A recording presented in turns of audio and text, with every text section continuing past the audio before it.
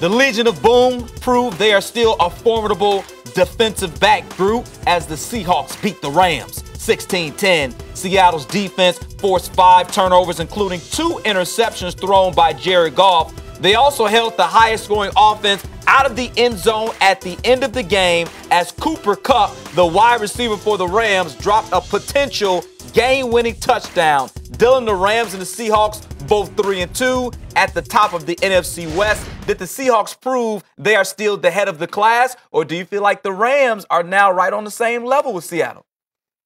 The Rams are a peg behind still. You know, these strides forward we've seen from first-year coach Sean McVay, from second-year quarterback Jared Goff, and Gurley, the young nucleus of offensive players that they feature with the LA Rams. I've seen a lot, and I've been really impressed with the strides they've taken. But I'm not ready to put them on the Seahawks level. This was a big litmus test game, and I don't feel like the Rams, disappointed themselves or embarrassed themselves in this game. But they'll be disappointed to not walk away with the win because Cooper Kupp had a real chance. If Goff could have put a little bit more touch on the ball, if Kupp could have extended his arms on 3rd down with the game to go, there was a real chance to win this game. And then on 4th down, they really didn't draw up a very good play, wind up losing in the final seconds of this game. I still just give the Seahawks the benefit of the doubt. I've seen it over a much bigger sample size, and the defense really played well. That defense, that Legion of Boom defense, played very well, created a lot of turnovers in this game, frustrated Goff, got after him, and, set themselves up with a chance to win.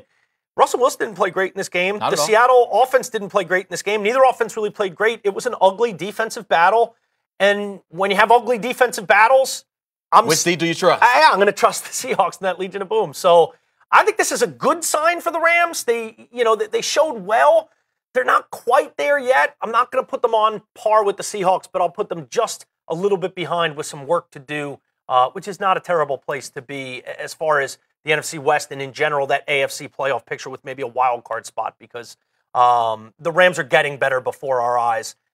Just not on that Seahawks level yet. To your point, Goff, no touchdowns, 2 interceptions, and Seattle really shut down the Rams' rushing game. We've been talking all year about how phenomenal Todd Gurley has been. Only 43 rushing yards, and when the Rams don't have their rushing game, that's such a big part of their offense. That's one of the reasons why they only had 10 points. And to me, that's one of the differences. That Seattle defense, how they can take what you do best, which is rush the football for the Rams, and nullify that. The funny part is we've talked about the Seattle rush defense being somewhat vulnerable. They've always been great through the air. They get after the quarterback. They attack the ball in the air when it's thrown, making plays on the ball with interceptions, with batted balls.